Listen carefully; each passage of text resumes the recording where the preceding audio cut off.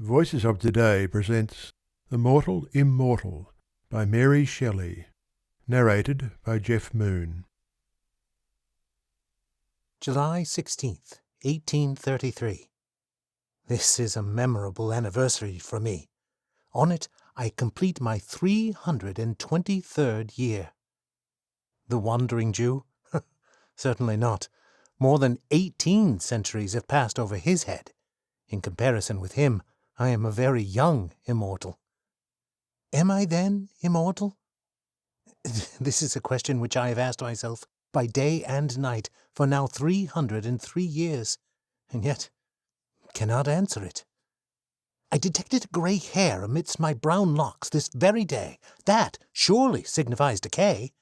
Yet it may have remained concealed there for 300 years. For some persons have become entirely white-headed before 20 years of age.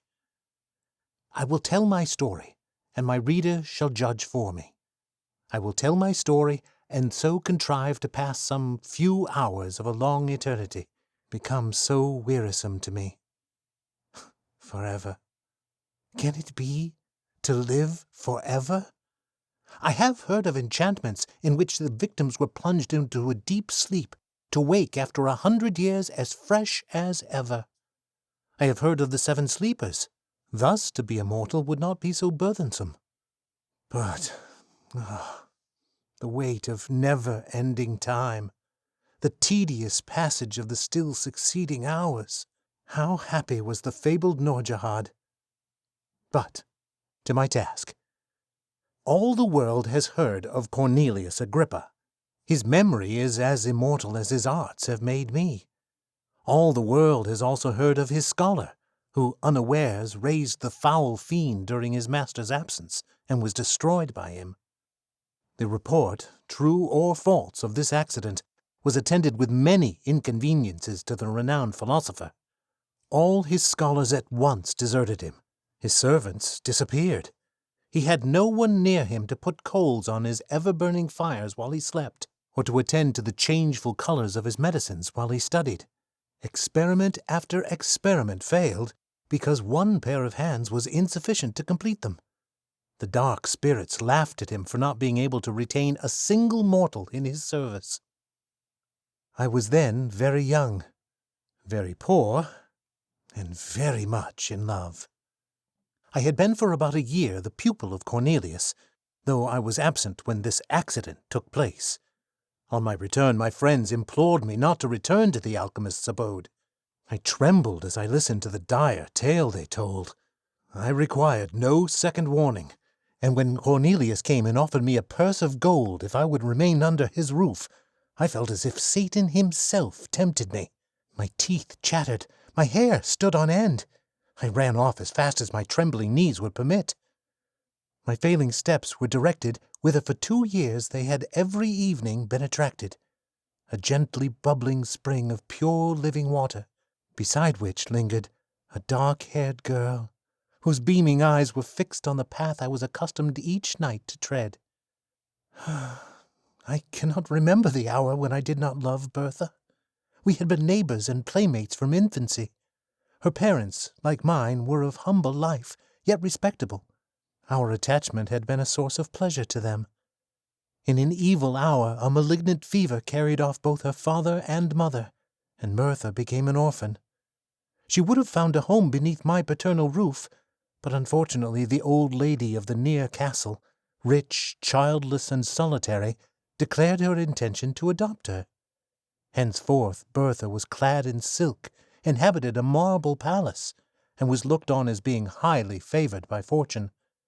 But in her new situation among her new associates, Bertha remained true to the friend of her humbler days. She often visited the cottage of my father, and when forbidden to go thither, she would stray towards the neighboring wood, and meet me beside its shady fountain. She often declared that she owed no duty to her new protectress equal in sanctity to that which bound us. Yet I was still too poor to marry, and she grew weary of being tormented on my account. She had a haughty but an impatient spirit, and grew angry at the obstacle that prevented our union. We met now after an absence, and she had been sorely beset while I was away. She complained bitterly, and almost reproached me for being poor. I replied hastily, "I am honest if I am poor. Were I not, I might soon become rich." This exclamation produced 1,000 questions. I feared to shock her by owning the truth, but she drew it from me, and then, casting a look of disdain on me, she said, "You pretend to love, and you fear to face the devil for my sake." I protested that I only dreaded to offend her, while she dwelt on the magnitude of the reward that I should receive. Thus encouraged, shamed by her, led on by love and hope, laughing at my later fears, with quick steps and a light heart, I returned to accept the offers of the alchemist, and was instantly installed in my office. A year passed away. I became possessed of no insignificant sum of money. Custom had banished my fears. In spite of the most painful vigilance, I had never detected the trace of a cloven foot, nor was the studious silence of our abode ever disturbed by demoniac howls. I still continued my stolen interviews with Bertha, and hope dawned on me. Hope, but not perfect joy, for Bertha fancied that love and security were enemies, and her pleasure was to divide them in my bosom. Though true of heart, she was something of a coquette in manner. I was jealous as a Turk. She slighted me in 1,000 ways, yet would never acknowledge herself to be in the wrong. She would drive me mad with anger, then force me to beg her pardon. Sometimes she fancied that I was not sufficiently submissive, and then she had some story of a rival, favored by her protectress. She was surrounded by silk-clad youths, the rich and the gay. What chance had the sad-robed scholar of Cornelius compared with these? On one occasion, the philosopher made such large demands upon my time that I was unable to meet her as I was wont. He was engaged in some mighty work, and I was forced to remain day and night, feeding his furnaces and watching his chemical preparations. Bertha waited for me in vain at the fountain. Her haughty spirit fired at this neglect, and when I at last stole out during a few short minutes allotted for me for slumber, and hoped to be consoled by her, she received me with disdain, dismissed me with scorn, and vowed that any man should possess her hand rather than he who could not be in 2 places at once for her sake. She would be revenged. And truly she was. In my dingy retreat I heard that she had been hunting, attended by Albert Hoffer. Albert Hoffer was favored by her protectress, and the 3 passed in cavalcade before my smoky window. Methought that they mentioned my name. It was followed by a laugh of derision, as her dark eyes glanced contemptuously towards my abode. Jealousy, with all its venom and all its misery, entered my breast. Now I shed a torrent of tears to think that I should never call her mine, and anon I imprecated 1,000 curses on her inconstancy. Yet still I must stir the fires of the alchemist, still attend on the changes of his unintelligible medicines. Cornelius had watched for 3 days and nights, nor closed his eyes. The progress of his alembics was slower than he expected. In spite of his anxiety, sleep waited upon his eyelids. Again and again he threw off drowsiness with more than human energy. Again and again it stole away his senses. He eyed his crucibles wistfully. "Not ready yet," he murmured. "Will another night pass before the work is accomplished? Whinsey, you are vigilant, you are faithful. You have slept, my boy, you slept last night. Look at that glass vessel. The liquid it contains is of a soft rose color. The moment it begins to change hue, awaken me. Till then, I may close my eyes. First it will turn white, and then emit golden flashes, but wait not till then. When the rose color fades, rouse me." I scarcely heard the last words, muttered as they were in sleep. Even then he did not quite yield to nature. "Whinsey, my boy," he again said, "do not touch the vessel. Do not put it to your lips. It is a filter to cure love. You would not cease to love your Bertha. Beware to drink." And he slept. His venerable head sunk on his breast, and I scarce heard his regular breathing. For a few minutes I watched the vessel. The rosy hue of the liquid remained unchanged. Then my thoughts wandered. They visited the fountain, and dwelt on 1,000 charming scenes never to be renewed. Never! Serpents and adders were in my heart as the word never half formed on my lips. False girl, false and cruel. Never more would she smile on me as that evening she had smiled on Albert. Worthless, detested woman! I would not remain unavenged. She would see Albert expire at her feet. She would die beneath my vengeance. She had smiled in disdain and triumph. She knew my wretchedness and her power. Yet what power had she? The power of exciting my hate, my utter scorn, all but indifference.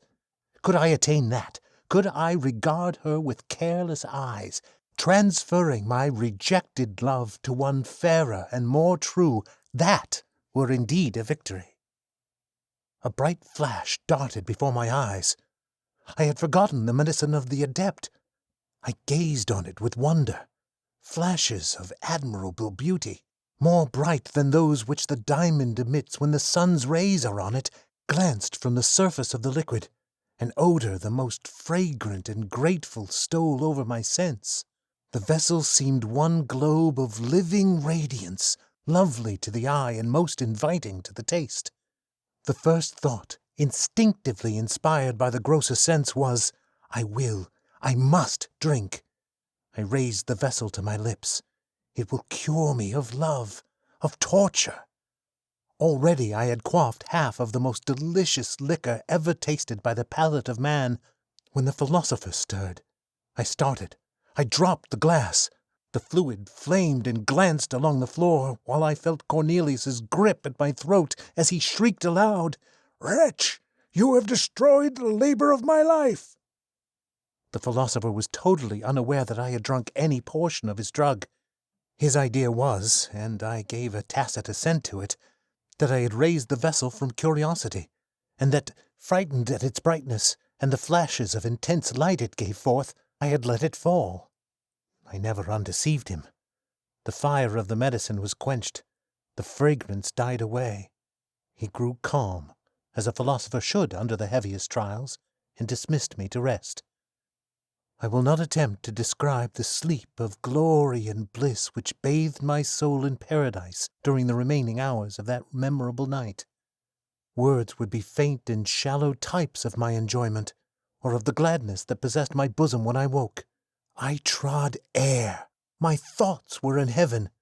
Earth appeared heaven, and my inheritance upon it was to be one trance of delight. This it is to be cured of love, I thought. I will see Bertha this day, and she will find her lover cold and regardless, too happy to be disdainful, yet how utterly indifferent to her. The hours danced away. The philosopher, secure that he had once succeeded, and believing that he might again, began to concoct the same medicine once more. He was shut up with his books and drugs, and I had a holiday. I dressed myself with care. I looked in an old but polished shield which served me for a mirror. Methoughts my good looks had wonderfully improved. I hurried beyond the precincts of the town, joy in my soul, the beauty of heaven and earth around me. I turned my steps toward the castle. I could look on its lofty turrets with lightness of heart, for I was cured of love. My Bertha saw me afar off as I came up the avenue. I know not what sudden impulse animated her bosom, but at the sight she sprung with a light fawn-like bound down the marble steps and was hastening towards me. But I had been perceived by another person. The old high-born hag, who had called herself her protectress and was her tyrant, had seen me also. She hobbled panting up the terrace. A page, as ugly as herself, held up her train and fanned her as she hurried along, and stopped my fair girl with a "How now, my bold mistress? Whither so fast? Back to your cage. Hawks are abroad." Bertha clasped her hands. Her eyes were still bent on my approaching figure. I saw the contest. How I abhorred the old crone, who checked the kind impulses of my Bertha's softening heart. Hitherto, Respect for her rank had caused me to avoid the lady of the castle. Now I disdained such trivial considerations. I was cured of love and lifted above all human fears. I hastened forwards and soon reached the terrace. How lovely Bertha looked! Her eyes flashing fire, her cheeks glowing with impatience and anger. She was 1,000 times more graceful and charming than ever. I no longer loved. Oh no, I adored, worshipped, idolized her. She had that morning been persecuted with more than usual vehemence to consent to an immediate marriage with my rival. She was reproached with the encouragement that she had shown him. She was threatened with being turned out of doors with disgrace and shame. Her proud spirit rose in arms at the threat, but when she remembered the scorn that she had heaped upon me, and how perhaps she had thus lost one whom she now regarded as her only friend, she wept with remorse and rage. At that moment I appeared. "Oh, Winsey," she exclaimed, "take me to your mother's cot. Swiftly let me leave the detested luxuries and wretchedness of this noble dwelling. Take me to poverty and happiness." I clasped her in my arms with transport. The old dame was speechless with fury, and broke forth into invective only when we were far on the road to my natal cottage. My mother received the fair fugitive, escaped from a gilt cage to nature and liberty, with tenderness and joy. My father, who loved her, welcomed her heartily. It was a day of rejoicing, which did not need the addition of the celestial potion of the alchemist to steep me in delight. Soon after this eventful day, I became the husband of Bertha. I ceased to be the scholar of Cornelius, but I continued his friend. I always felt grateful to him for having, unaware, procured me that delicious draught of a divine elixir, which instead of curing me of love, sad cure, solitary and joyless remedy for evils which seem blessings to the memory, had inspired me with courage and resolution, thus winning for me an inestimable treasure in my Bertha. I often called to mind that period of trance-like inebriation with wonder. The drink of Cornelius had not fulfilled the task for which he affirmed that it had been prepared, but its effects were more potent and more blissful than words can express. They had faded by degrees, yet they lingered long, and painted life in hues of splendor. Bertha often wondered at my lightness of heart and unaccustomed gaiety, for before I had been rather serious, or even sad, in my disposition. She loved me the better for my cheerful temper, and our days were winged with joy. 5 years afterwards, I was suddenly summoned to the bedside of the dying Cornelius. He had sent for me in haste, conjuring my instant presence. I found him stretched on his pallet, enfeebled even to death. All of life that yet remained animated his piercing eyes, and they were fixed on a glass vessel full of roseate liquid. "Behold," he said, in a broken and inward voice, "the vanity of human wishes. A second time my hopes are about to be crowned. A second time they are destroyed. Look at that liquor.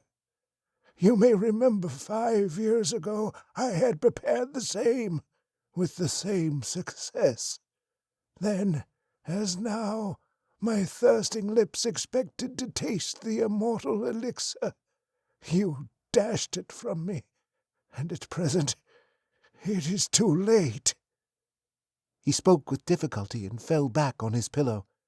I could not help saying, "How, revered master, can a cure for love restore you to life?" A faint smile gleamed across his face as I listened earnestly to his scarcely intelligible answer. "A cure for love, and for all things. The elixir of immortality. Ah, if now I might drink, I should live forever." As he spoke, a golden flash gleamed from the fluid. A well-remembered fragrance stole over the air. He raised himself, all weak as he was.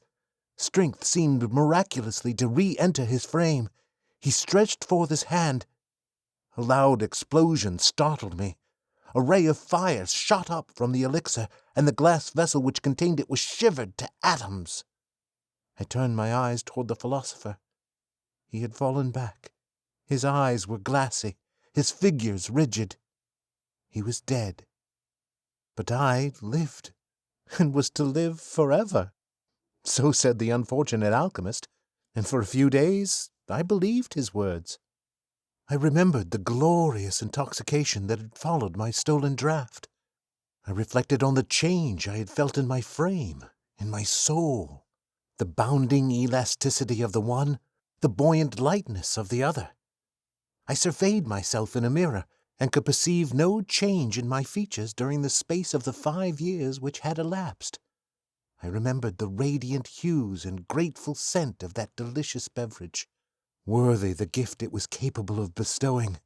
I was then immortal. A few days after, I laughed at my credulity. The old proverb that a prophet is least regarded in his own country was true with respect to me and my defunct master. I loved him as a man, I respected him as a sage, but I derided the notion that he could command the powers of darkness, and laughed at the superstitious fears with which he was regarded by the vulgar. He was a wise philosopher, but had no acquaintance with any spirits but those clad in flesh and blood. His science was simply human, and human science, I soon persuaded myself, could never conquer nature's laws so far as to imprison the soul forever within its carnal habitation. Cornelius had brewed a soul-refreshing drink, more inebriating than wine, sweeter and more fragrant than any fruit. It possessed probably strong medicinal powers, imparting gladness to the heart and vigor to the limbs. But its effects would wear out. Already they were diminished in my frame. I was a lucky fellow to have quaffed health and joyous spirits, and perhaps a long life at my master's hands, but my good fortune ended there. Longevity was far different than immortality. I continued to entertain this belief for many years. Sometimes a thought stole across me. Was the alchemist indeed deceived? But my habitual credence was that I should meet the fate of all the children of Adam at my appointed time. A little late, but still at a natural age. Yet it was certain that I retained a wonderfully youthful look. I was laughed at for my vanity in consulting the mirror so often, but I consulted it in vain. My brow was untrenched, my cheeks, my eyes, my whole person continued as untarnished as in my 20th year. I was troubled. I looked at the faded beauty of Bertha.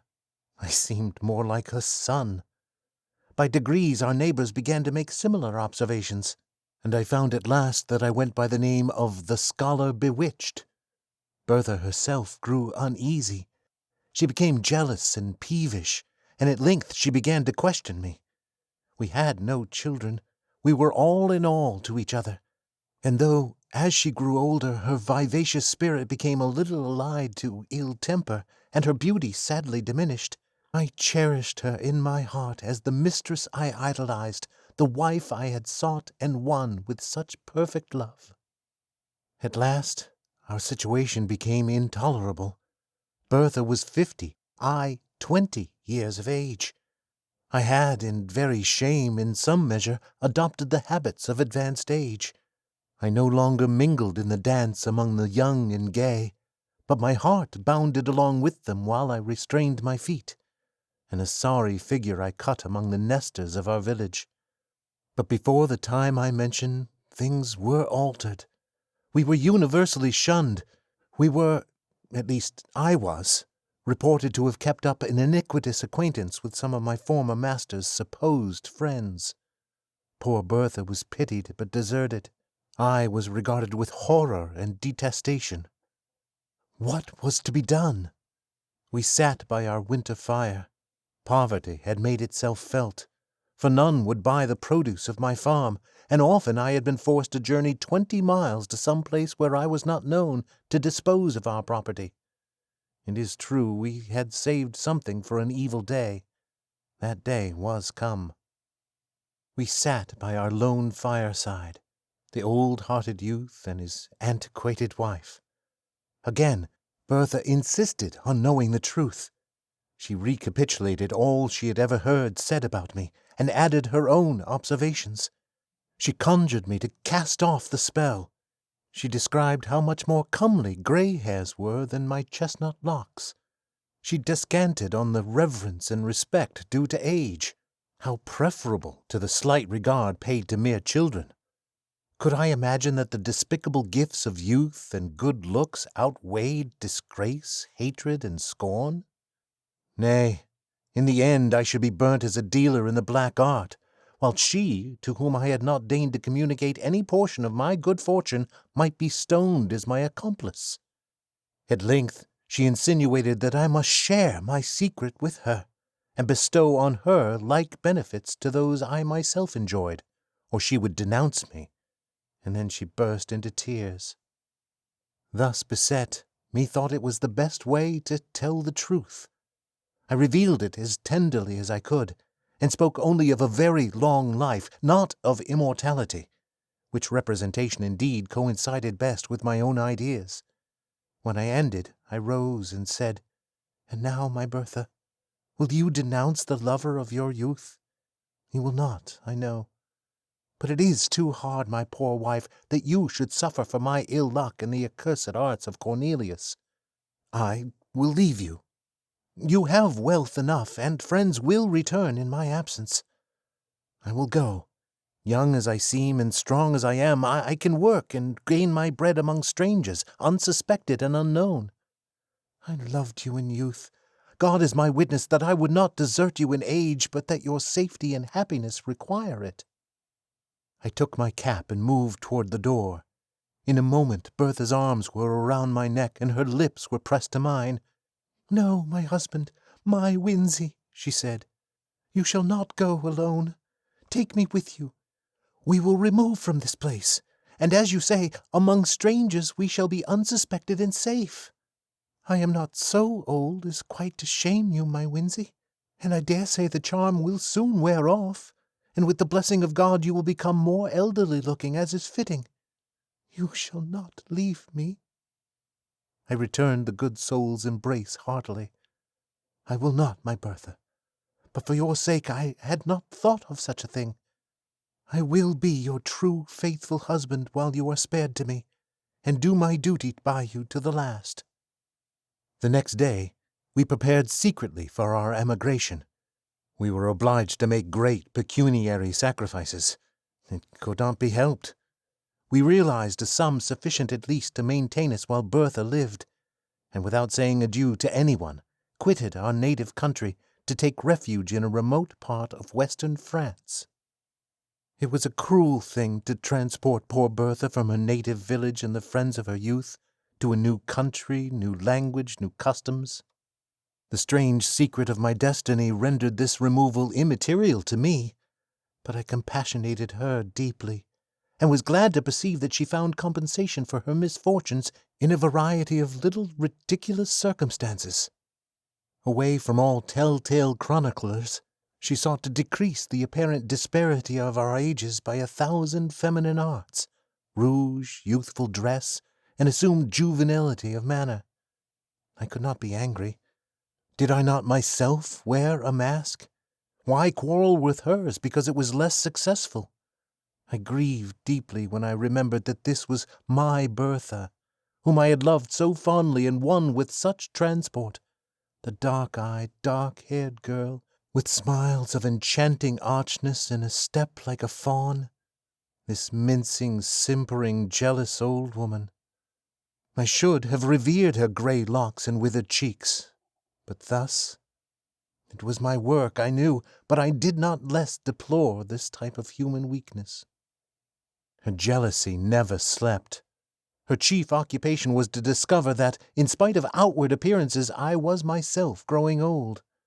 I verily believe that the poor soul loved me truly in her heart, but never had woman so tormenting a mode of displaying fondness. She would discern wrinkles in my face and decrepitude in my walk, while I bounded along in youthful vigor, the youngest looking of 20 youths. I never dared address another woman.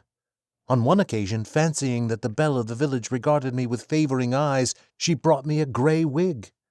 Her constant discourse among her acquaintances was that though I looked so young, there was ruin at work within my frame, and she affirmed that the worst symptom about me was my apparent health. My youth was a disease, she said, and I ought at all times to prepare, if not for a sudden and awful death, at least to awake some morning white-headed and bowed down with all the marks of advanced years. I let her talk. I often joined in her conjectures. Her warnings chimed in with my never-ceasing speculations concerning my state, and I took an earnest, though painful, interest in listening to all that her quick wit and excited imagination could say on the subject. Why dwell on these minute circumstances? We lived on for many years. Bertha became bedrid and paralytic. I nursed her as a mother might a child. She grew peevish and still harped upon one string, of how long I should survive her. It has ever been a source of consolation to me that I performed my duty scrupulously towards her. She had been mine in youth, she was mine in age, and at last, when I heaped the sod over her corpse, I wept to feel that I had lost all that really bound me to humanity. Since then, how many have been my cares and woes, how few and empty my enjoyments! I pause here in my history. I will pursue it no further. A sailor without rudder or compass, tossed on a stormy sea, a traveller lost on a widespread heath without landmark or stone to guide him. Such I have been, more lost, more hopeless than either. A nearing ship, a gleam from some far cot may save them, but I have no beacon except the hope of death. Death, mysterious, ill-visaged friend of weak humanity. Why alone of all mortals have you cast me from your sheltering fold? Oh, for the peace of the grave, the deep silence of the iron-bound tomb, that thought would cease to work in my brain, and my heart beat no more with emotions varied only by new forms of sadness. Am I immortal? I return to my first question. In the first place, is it not more probably that the beverage of the alchemist was fraught rather with longevity than eternal life? Such is my hope. And then, be it remembered that I only drank half of the potion prepared by him. Was not the whole necessary to complete the charm? To have drained half the elixir of mortality is but to be half immortal. My forever is thus truncated and null.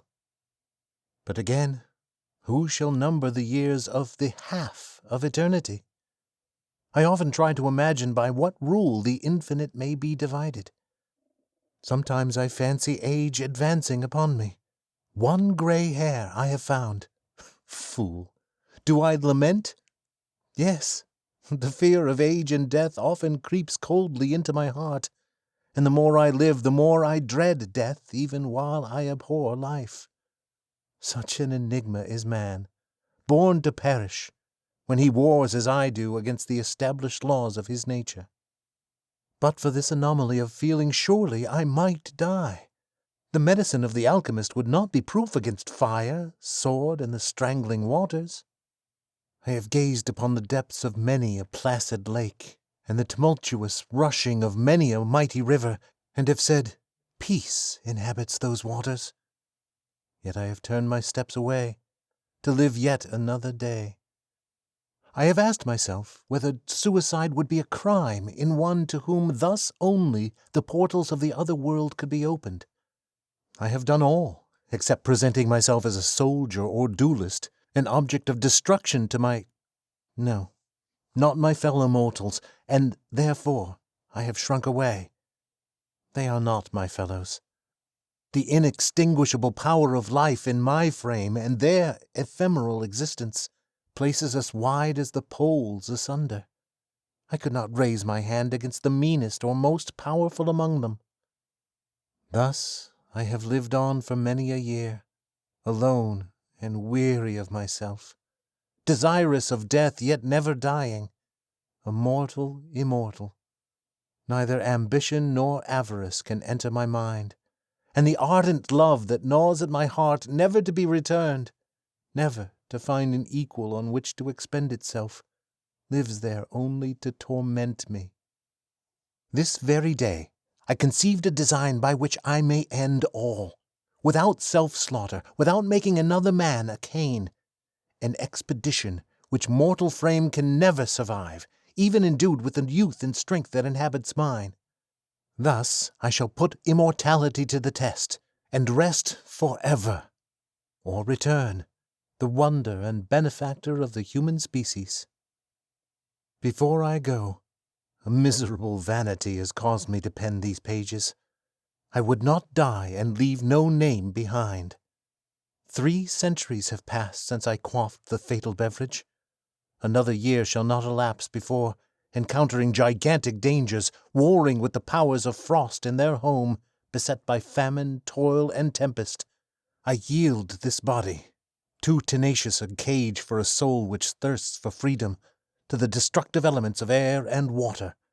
Or, if I survive, my name shall be recorded as one of the most famous among the sons of men, and, my task achieved, I shall adopt more resolute means, and by scattering and annihilating the atoms that compose my frame, set at liberty the life imprisoned within, and so cruelly prevented from soaring from this dim earth to a sphere more congenial to its immortal essence.